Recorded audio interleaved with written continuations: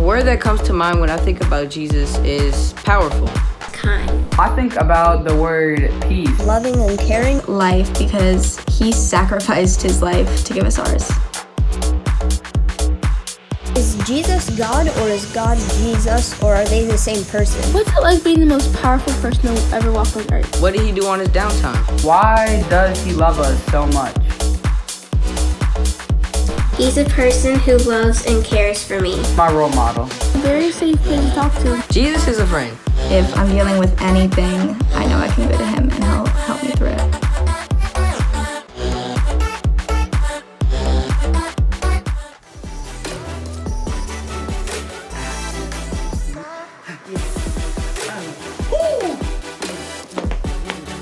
Hey! Yo, everybody, I'm Jamel.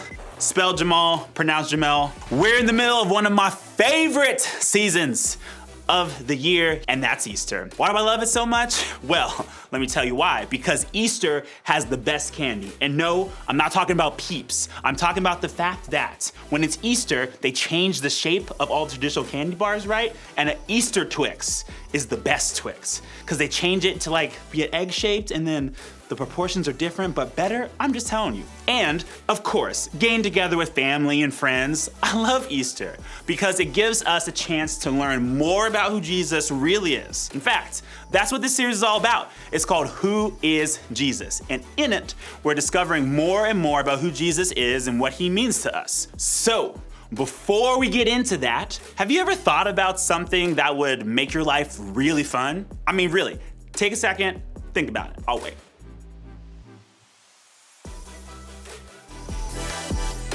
Okay, I'm sure you thought of some really cool things, right? Like maybe hanging out with your favorite celebrity all day, or finding out there's an early release day from school. Yes. Whatever you thought about, it was probably something that would make you happier. It's something you thought that would be more fun. Basically, something that would make life better. That's kind of how we make decisions in our lives too. We choose the thing that would make us happier. Should I play basketball or soccer? Should I audition for the play? Should I join that club after school? Should I hang out with my homies? Should I participate in groups at church? No matter what the decision is, it almost always comes back to the same question. Does this make my life better or worse? And it's a great question. Since you and I have only one life, it makes sense that we would want to get the most out of it. It makes sense that we would want everything we do to make us happier or be exciting or be good for us. We want to choose things that will make our lives better.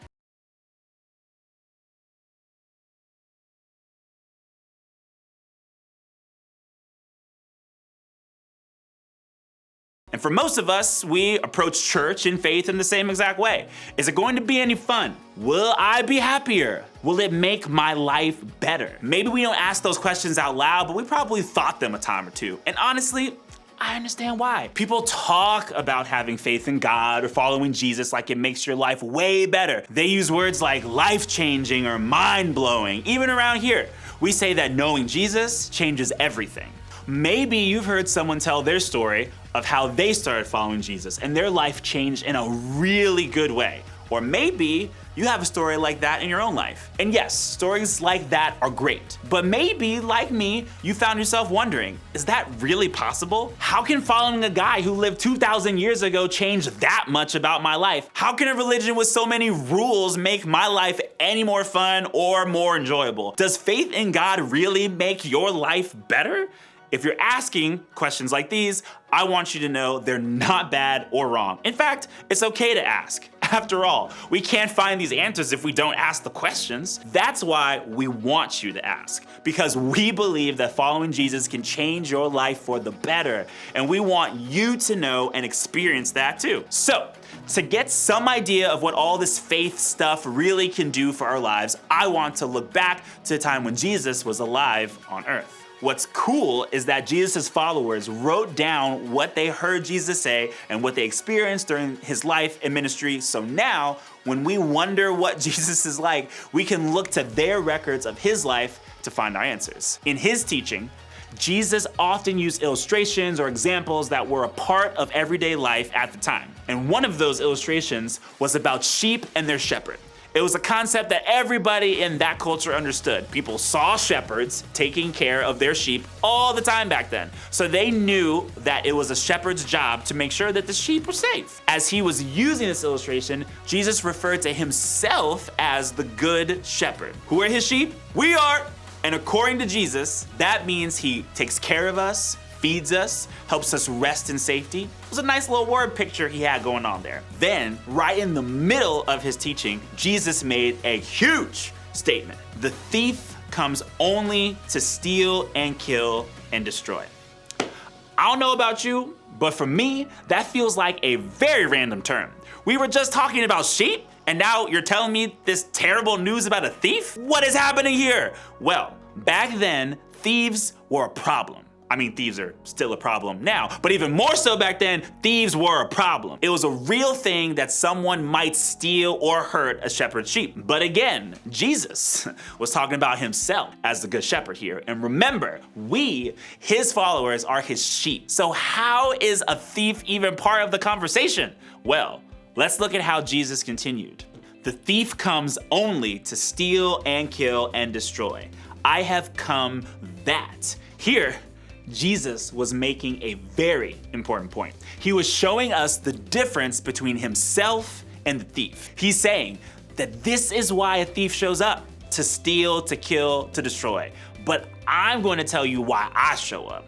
Honestly here, I think Jesus knew he needed to say this because so often we don't see Jesus as the good shepherd. Instead, we're tempted to see him more as the thief. And this is real talk, y'all. This is I'm keeping it 100 with you. When I was in college, I was doing what I felt like was following Jesus and what God wanted me to do, which was actually volunteering in my local youth group. And so I was a youth leader, and this is my first year being a youth leader, and we had this really big retreat coming up. I loved youth leading, but I also loved music. So my two favorite bands, not one of my favorite bands, but two of my favorite bands were coming together to my city on the same exact weekend as the youth retreat. I had a decision to make.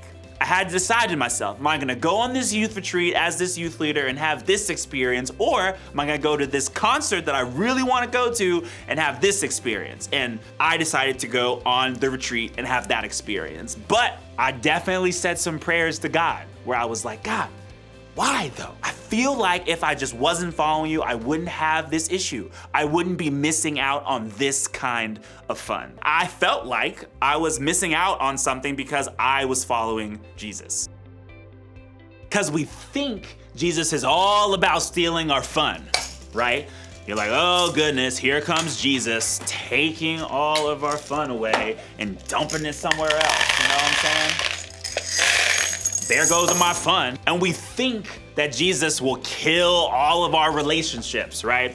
Here comes Jesus making my relationships nowhere near as fun as they could have been. And we think that Jesus will destroy what we really want. Like, I got these wants, Jesus, but no, you want me to do these other things that I maybe don't really want? Okay, Jesus, fine. And we think that Jesus wants us to make choices that cause us to miss out on stuff.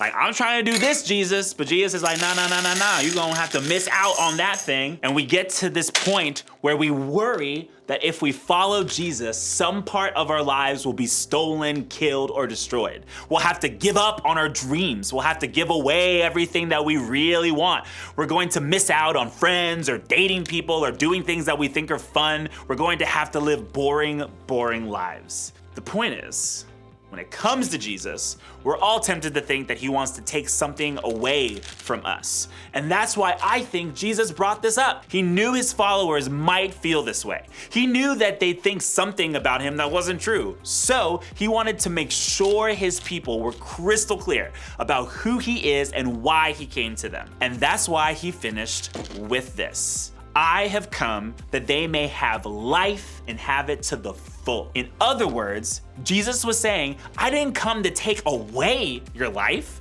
That's what a thief does. And I ain't no thief. I have come to make sure you have life. And not just any life, but life to the full. Jesus' goal isn't for us to have less of a life. He wants to give us more life, a better life, a full life. Now, does that mean that we get everything we want? That everybody will like us back? That we'll have 1,000,000 friends? That God will rain down Doritos, spicy nacho, because that's the best, from the sky so that we never run out? Man, I wish, because I love me some spicy Doritos.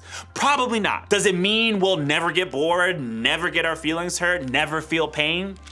Nope. But it does mean that we can trust that even in difficult times, Jesus isn't trying to take anything away from our lives. Instead, we can trust that he wants to lead us in a good direction. It means we can trust that he will lead us towards more of what we really want in life. Things like more fun. Okay, maybe you never thought about it this way, but did you know that God actually invented fun? God created the part of your brain that lights up when you're having a blast with your soccer team or hanging out with your homies. Happiness and enjoyment were God's ideas, y'all. Jesus didn't come to take away our opportunities to have a good time. Instead, he says, let me show you a way to live that brings more joy, bigger joy, joy that doesn't fall apart just because you had one bad day. The goal was never less fun, it was more.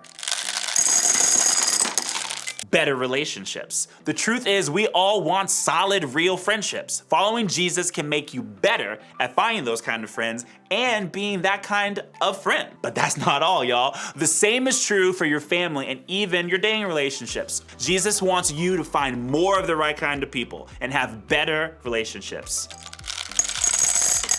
Oh yeah, oh yeah. Things like what you really want. What if Jesus wants to help you discover what you want most in life? That might mean more than just giving you what you want right now. Of course, things might not go exactly how you want them to go all the time, but following Jesus leads to more joy, more peace, more real friends, more real adventures, more fun. More of the good stuff that makes life awesome. Who doesn't want that? Things like wise choices. This is a big one because choices can be really hard to make. How are we supposed to always know what is good for you or not so good for you? Wise or unwise? Helpful or unhelpful? The good news is that Jesus wants to give you wisdom to make those choices. He wants to help you choose what's good and wise and helpful for your life so that you can experience a life that is bigger and better because of it. I think that's what Jesus was getting at in his message. He didn't come to steal or kill or destroy any part of our lives. He came to help us have real life. In other words, following Jesus won't make your life lesser. In fact, because of Jesus, we can have life to the full.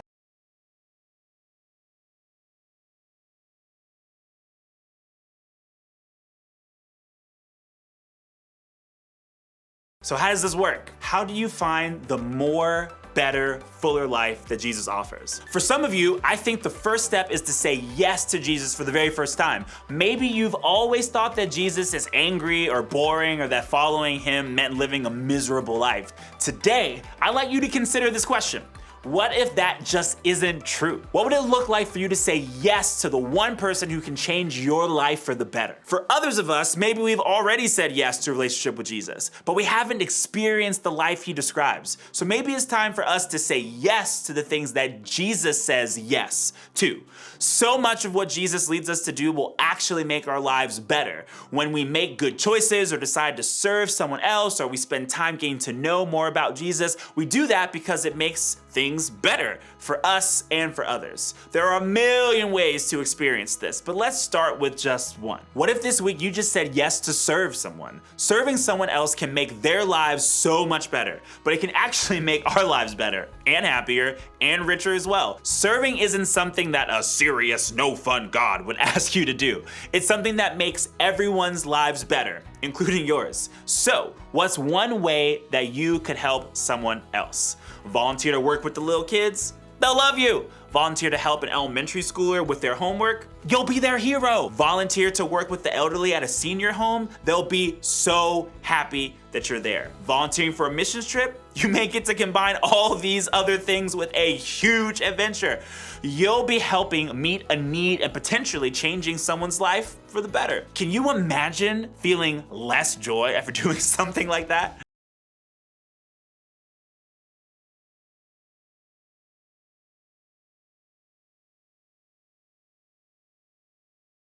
Remember, because of Jesus, we can have life to the full. Listen, I get people don't always talk about Jesus like this. Sometimes you hear stories from people who follow Jesus that make it seem like it's all rules and no fun at all. That's why this question, who is Jesus, is mad important for everyone to ask, because we want you to know and experience who Jesus really is. We want you to have the full life that he promises. I'd love for you to talk about this very thing with your group today. Groups are a great place to talk about your questions with people who want to help and encourage you in your faith so that you can see how following Jesus makes your life better. My life's gonna be better after I have one of these gumball things, green.